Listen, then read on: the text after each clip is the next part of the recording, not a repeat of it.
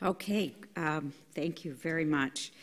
So as we circle back to the opportunity and the potential concept as people are queuing up for their questions, just to summarize a few things, throughout the day we've seen some, but the examples shared here are the various levers or the various mechanisms that the business community has to partner. And we start off with a discussion about the use of philanthropy, which you shared, and you also had a self-indictment about the lack of previous cooperation between philanthropy and policy silos, just as Vera indicated. But philanthropy is obviously one, but definitely not the only lever. Advocacy and policy is another channel of business engagement. Leadership, just general leadership and influence, using assets. That was another example that was shared, in-kind assets, the use of employees or specialized expertise, even physical assets are easier to achieve as in-kind contributions to efforts. Collaboration, and then, of course, the products and services, which are other examples that we have seen today. And that just begins to cover some of the various means and levers that we have to partner with that. One of the challenges raised earlier today was the fact that, this community health, it is not owned by any one sector, and that the impact is sometimes diverse. The benefit to society of interventions which improve the health of community are therefore also equally not owned or felt or received by just one sector. So somehow coming together and engaging people in those unintentional and intentional activities that they can do to contribute in helping to share that business case and the learning that others have. So I'm looking forward to the full report, Vera, when that comes out. Just as another quick example, we were also interviewed by Vera, and it might be surprising to hear that as an organization, we actually do our own community health needs assessment on the communities where we have significant density of covered lives in our plan, and we study the county health rankings, we study the Commonwealth data, we study all kinds of things from Gallup and other entities and do community health needs assessments, and then look at what the evidence-based interventions are so that we can inform the people responsible for corporate giving and for advocacy to understand where the greatest needs are in our communities and how they might target their specific work to those gaps and what those interventions might be, and we then use that in our discussions with partners at the community level. So with that, let's open it up for questions and for any member of our panel here. I think, George, you might have been first to the mic. Thank you very much, George Flores, California Endowment. I'd like you to explore a little bit more deeply the issue of business representation in public policy. A prior presenter this morning had indicated that his corporation did not participate in the public policy debate and gave a number of reasons why it wasn't perceived to be their role, or it would be offsetting or off-putting, I guess, to stockholders or their board to take positions. But in fact, there are a number of examples today that have been given about the importance of public policy to population health. And in fact, if you believe in health in all policies, almost all policy really does have a bearing on population health. And therefore, it would seem to be in the interest of business to at least have a point of view and in many cases take a position, or at least advocate for those things that would improve the health of the workforce, their workforce, improve the health of the communities that they serve, their customer base, and seriously consider things about their product lines or their production that doesn't bear on health, where there is erring at a public policy level. So I just, knowing that that public policy is such a pivotal arena for discussion, that oftentimes when it does bring up a health issue, the response from business, either directly or indirectly through trade groups especially, seems to be in the self-interest of profit rather than in the interest of business. I just like to hear a little more discussion, or a lot more discussion, about business participation in public policy and whether that participation could do a much better job of representing the interest of population health. So I would agree with you. I think certainly we as an organization, for instance, my policy area of expertise in my team focuses on care delivery and alternative payment models. So we're working way upstream to try and make sure that as our country moves to value, that we understand that we're in a cost crisis, and we understand that cost has to be a component of achieving value.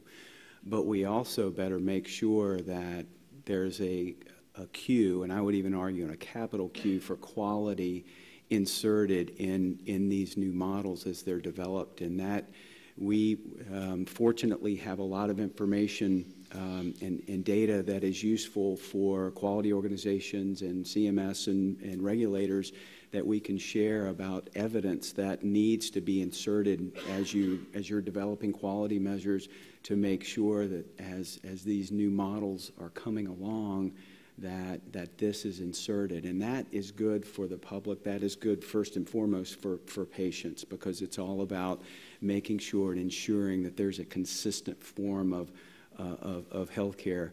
And certainly with the Affordable Care Act, access being broader now, these new payment models and delivery models are critical. So I'll just tell you, I mean, that's where my team's focus is really focused on. We have another group in our policy shop that is focused on prevention, and so working back to public health, because immunizations and vaccines are a large component of what we do, and so long as we are finding aligned objectives with stakeholder groups and advocacy organizations about how to best enhance delivery and enhance prevention across large populations, whether that's new delivery mechanisms or new opportunities to move into expand access to throughout the world, then that is absolutely a focus of ours. I do believe there's more work to be done from a trade group perspective. Pharma and bio are two organizations that we work very closely with. Bio more on the biologics and the public health work, pharma more on the traditional issues.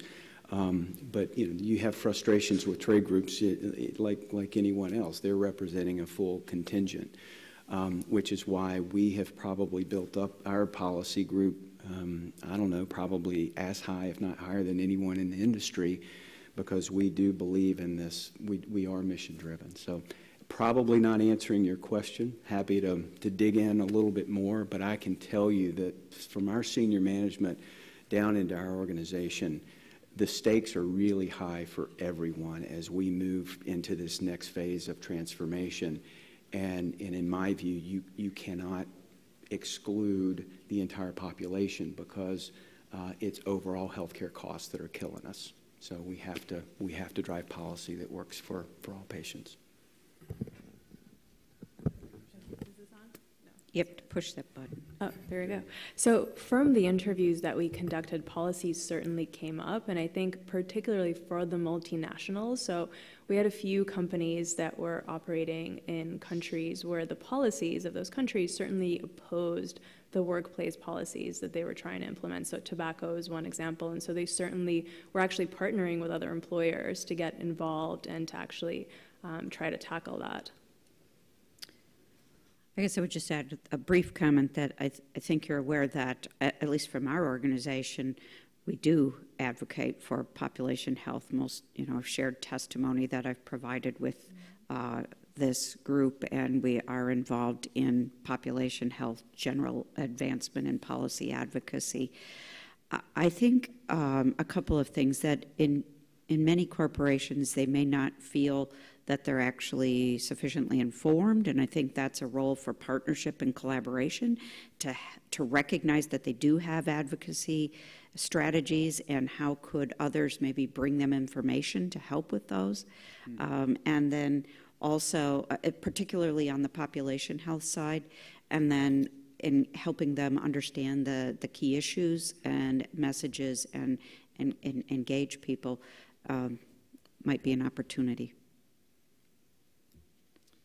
It would amaze me that the lament about not having a sufficient workforce or underprepared people, or the programs that we heard earlier, that compensatory mechanisms, programs to accelerate learning or transition people so they're even employable in communities, would receive anything from a corporation that wishes to work on behalf of the community. It would seem like they would be the first champions at the public policy arena that is discussing the budget for schools in that community. Mm-hmm. Jeff? Jeff Levy, Trust for America's Health, and a member of the Roundtable. These are both very interesting presentations, and Vera, I think you've tapped into something that is a growing trend, which is this recognition that being committed to workplace wellness in the four walls, everything we are talking about, the four walls of the workplace, four walls of the clinic, nothing happens within those four walls, and it has to be a broad community engagement. And I think we're seeing a sea change, and I think that's very exciting. But you also talked about the danger of silos, and I guess this leads to a question to you, John. I'm tempted, since you raised the question, the issue of value, I'm tempted to ask a healthcare-related question, which is that as we move from volume to value, we're talking about that with hospitals, we're talking about that with health systems, we're talking about that with providers, but we're not talking about that with pharmaceutical companies. But that perhaps could be a dinner table conversation about how to transform the financing or the payment for pharmaceuticals based on value rather than volume, and rewarding outcomes. But I'd like to talk to you more about the silos within GSK. So the work that you described is very exciting and very productive. You have a reach as a corporation to the entire healthcare system, including relationships with individual providers across the country. And I'm wondering to what degree you're able to take the lessons you've learned from both of those examples and expand the universe. So this is maybe it's a different kind of advocacy. It's education. Maybe not at the policy level, but in talking to people within the health community with whom you interact on a daily basis as a corporation. Are you bringing those lessons to those conversations as well, so we expand the universe of people who are converted to this way of doing business? Yeah, it's an interesting concept, and the short answer is no.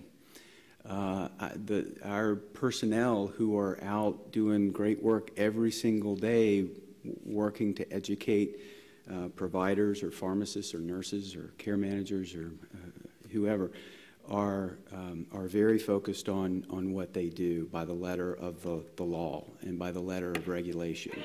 And you all can appreciate how highly regulated the pharmaceutical industry is. And it would be someone, and I don't want to be flippant about this, but someone would end up in an orange jumpsuit if we tried to provide our salespeople doing their great work and their current very focused work on additional discussions like what I'm talking about in terms of policy development or the philanthropic. Because there are all sorts of laws and regulations around kickback or potential corruption or other types of things that we or any other pharmaceutical company couldn't go there. And so I would say that has to do what it does, and they do that job very, very well. I think that silo has to stay separate. That said, to the point we were just talking about the importance of policy and collaboration and aligned objectives to create and drive our upstream work with better health, and then our healthcare system is absolutely what we're focused on. That's why I'm speaking to you guys today. So I guess just as a follow-up, I'm not a lawyer, so I'm not going to try to argue the point about what else you could talk about in those encounters. But as a corporation, you also reach out to the public and spend many, many, many, many millions of dollars in advertising your products. Some portion of that money perhaps could be spent in also educating the public about population health and the value of this kind of community engagement, and I don't think that would encounter any legal impediments. Thank you. Opportunities. Ray. Ray Baxter, Kaiser Permanente, and member of the Roundtable. I have a question for both of you, and thank you for your presentations. And it's particularly encouraging to hear the recognition that if you care about the wellness of your employees, you've got to leap on over into the community and be engaged in community health.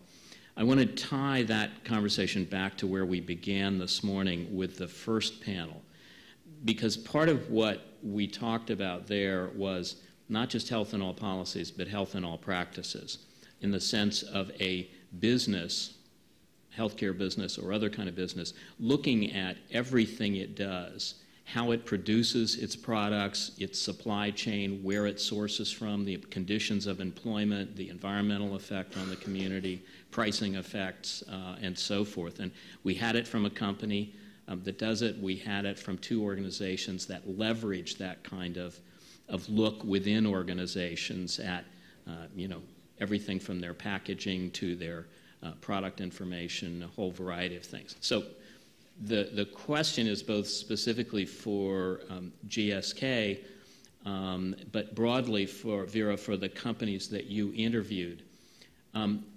Did you see, how much do you see of that look inward in addition to or instead of organizations leaping to go do something in the community that's a good thing? So every pharma company has issues around packaging and the effect that has around quality of educational material, chemicals going into the waterways, and so forth. Are those also, I understand the roots of what you described, John, but do those also factor in GSK's thinking about how you support population health, how you actually look at your own manufacturing and distribution processes and that sort of thing, and purchasing? And then for Vera, for the companies you were talking to, do you see companies doing that, or are they more in the vein of picking a particularly one important issue in a community and trying to connect with that, but not necessarily putting scrutiny on themselves, which we all appreciate is not a simple thing to do? Sure. You want to go first? Sure. So that's an excellent question, and so if I had time to give you all the findings, I would. And what we found is that for the shared value strategy, that very often came together with the corporate social responsibility. So while many of the companies were engaging with communities and trying to transform those communities, some of those companies that were, particularly the manufacturing companies, were also trying to change those practices. So for the few food manufacturers that we interviewed, what they told us is that they were trying to reformulate their products, and they were gaining insights from those communities, and while they were transforming that community, they were actually changing demand for healthier products, so they could also transform their products to meet those demands. So that's one example. Other companies that were in technology were trying to see, okay, how can we actually provide services that meet the needs of these communities with new technology? So, for example, Qualcomm's Wireless Reach initiative was actually able to provide access access to services to people in rural areas. And they partnered with the NIH to evaluate this so they could actually know what the outcomes were. So there are tons of opportunities. And in the report, we don't just limit it to workforce and how that connects to the community, but also to philanthropy, because we certainly need that to address disparities, but we also to R&D and product reformulation. So the company's certainly looking within the four walls of the company to see what they're producing and how that's impacting the communities. You know, part of it, I think, has to do with the question that is asked and the party that it's asked of. We've talked about this in other workshop sessions that we've had and in other discussions of the roundtable, that oftentimes when we're thinking about health, somehow people think it's got to be connected to whoever's in charge of health care for that company, so we get immediately tied to the HR leader of the organization. And they have one spectrum of things that they're responsible for and the kinds of things that take their time and attention. And then there's other parts of the company, which are corporate giving, social responsibility. There might be another group working on sustainability, and these are different, especially in a large corporation, these are different departments, different functions. And in some cases, they come together, and in some cases, they don't.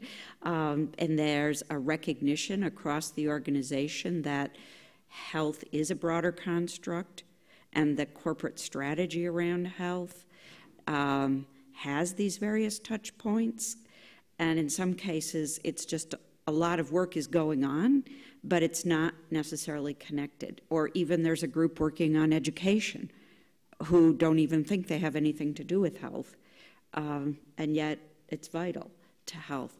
And that was to, I think it might have been you earlier, Ray, who said there's unintentional work. There's things people are doing that's contributory to population health. They may not identify it in any way as contributing to health, and they may not even be aware of the fact that what they're doing is contributory. So part of the opportunity that we have is to make sure that we're being careful who are we actually reaching out to in those organizations, and can we stimulate those kind of cross-fertilization activities and maybe be aware of the fact that those opportunities are out there, and also help people realize what it is that contributes to health and broaden the health lens in the business community as we're trying to get to a health lens being applied in the business community to make sure that the definition gets brought to the table.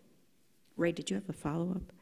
Or you were waiting just for interested John? in John's response. Yeah. Well, and I'll tell you, Ray, this is, I learned a lot from the Dow presentation today, so that was great. This part, the sustainability part, is new for me personally, so I don't have a lot of the specific details. I know that GSK has committed to be carbon neutral, and I won't say the date because I don't know exactly when that is, but it's certainly on our website, and we can follow up on that. So I know there is certainly from the highest levels in terms of our manufacturing processes and others to lessen our carbon footprint. Absolutely committed from the top of the organization there. In our Save the Children partnership, it is our goal to literally save 1 million children's lives over the course of a period of time. And again, I don't have that specific date. And a lot of that work is starting to reformulate some of our products. For instance, mouthwash, that could, active ingredient in mouthwash that could be used on the umbilical cord in where there is no healthcare infrastructure in Africa. So those types of things are happening more at a global level than a U.S. level, but I would love to see that continue to roll down. And I think this is, a call to action from my perspective to engage, learn more about that, and see how we could continue to sort of ring that bell a little bit more in the U.S. Thank you. Just 2 quick comments on Kathy's point about the silos and whether the dots are connected or not. I think we all ought to remember the simple example that Ann Griffith gave us earlier when the mayor in San Francisco said, I'm putting somebody in charge of our side of this to make sure that everybody who needs to be engaged is. And that's something companies can do, all of our companies can do. The other is, I think it suggests an obligation on the part of people who are the experts in population health to help business understand what levers they can influence and which are the right biggest levers to pull.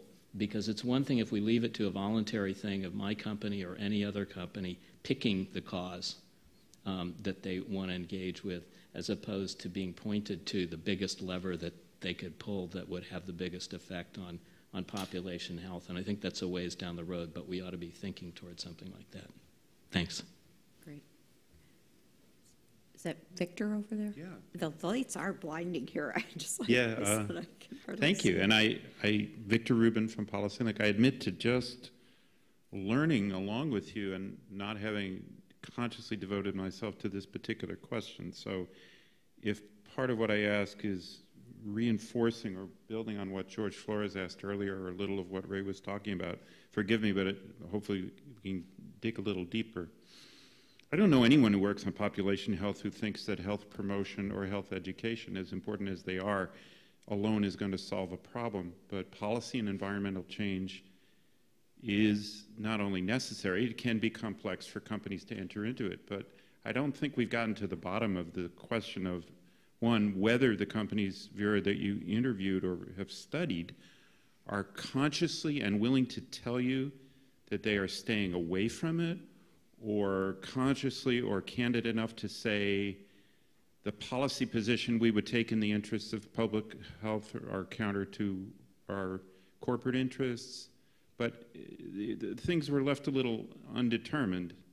You know, the issue isn't about paying a program to encourage people to run and exercise. It's, can we find the $50 million that the park system needs, and can we support the politicians who are willing to vote for it? Can we support the bond issues by which this gets done? It's not, it's about, can we support public policies that will build an active transportation system?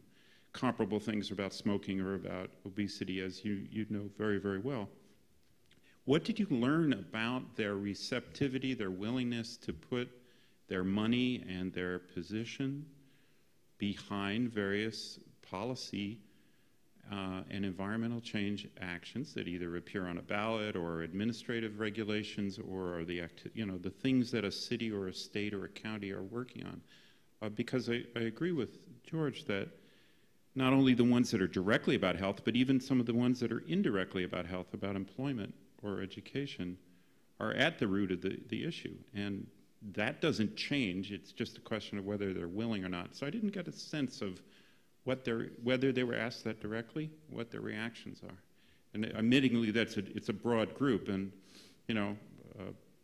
but starting anywhere in that regard would help. Yeah, and that's an excellent question. So the interviews were semi-structured, so there was a lot that came out during the interviews, and what we always started with what is the vision for the company and whatever investments they're making in the health of the community. So we didn't ask them specifically, are you working on these policies? We asked them, are you using local granular data? Are you actually seeing what the problem is? How are you evaluating that problem, and how is what you're doing going to be sustainable? And what is it that you're investing and making an impact on? And so education was one thing that certainly came up where companies were working with local stakeholders, understanding that they were really educating their workforce pipeline down the road. Some of them, the policies came up, but interestingly, that was very much so internationally focused. I can say that there was a theme of companies saying, you know what, I am committed to influencing policies in the US to address disparities and really shift the conversation from healthcare to health and prevention. That I unfortunately cannot report. It's interesting that that's the way philanthropy has gone in the last 10 years, and the way some of the big hospital systems that work with philanthropy and groups like the Convergence Partnership, which we help staff and which Kaiser and the endowment are leading members of, where they have made that leap. But maybe that's a bubble that I'm living in that's relatively limited. But that's part of my curiosity, because I have seen that change. Those groups 10 or 15 years ago would have been mostly doing education, individual education, behavior change, health promotion. Now they say policy and environmental change is the focal point. Yeah, and there's certainly exceptions, right? Like, so Kaiser is an exception, Dow is an exception, but to say overall that the majority of companies were doing that, I cannot say that. Oh, got another question over here. Hi. So I have a question about how Can you introduce yourself, please? Sorry, Maggie Superchurch. Thank you. Enjoyed both of your presentations tremendously, and I wanted to ask a question following up, John, on your point about the importance of data and metrics related to the business case. And I think a lot of the commentary and discussion today around the business case has focused on cost savings, either sort of more immediately or down the line, based on a variety of interventions. I've heard a little bit less about the relationship between health and productivity, which I would think in a workplace context would matter a lot. And I was struck in a recent publication that looked at something as simple as somebody getting outside for 20 to 25 minutes of walking during the middle of the day had measurable impacts on productivity for the balance of the day for that person, which suggests, of course, that you need to have a half an hour for lunch and you have to have a decent place to go walking, and there are implications for how companies can support both of those things. But I was wondering if either of you could comment on sort of what you've seen by way of measurement and what opportunity that has to kind of round out the story without such a singular focus on cost savings. For Denver, this was really following the collective impact model. So really looked at tracking, and the final report's not out yet. I shared a little bit about the growth of the visitation of all the youth coming in. But it's really in three areas. It's individual outcomes, and so an example would be that all those kids coming into that recreational space and tracking the outcomes there. Organizational outcomes, and just how the organization is working together and the metrics that they set to facilitate. And then the last would be community outcomes, which goes back really towards policy, and are there more holistic changes in the community that's putting in more sidewalks or putting in more rec areas. So that's how that framework works. And again, the final report's not out yet, but again, I couldn't emphasize enough is being able to put that structured process together.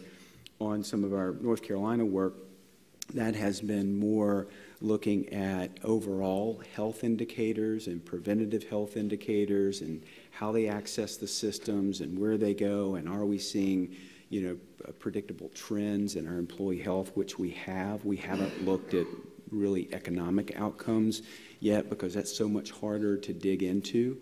But yeah, obviously you have to have a data source to begin with, and then a framework. Certainly worked well in Denver.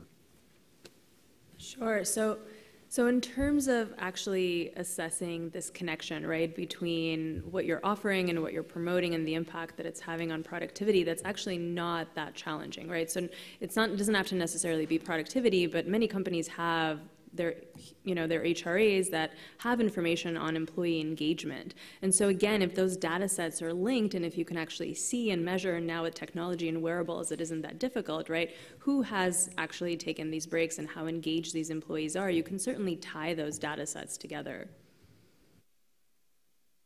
Okay, I think we've concluded the questions, and I will turn this back over to Ray. Thank you all very much, and thank you to our panelists.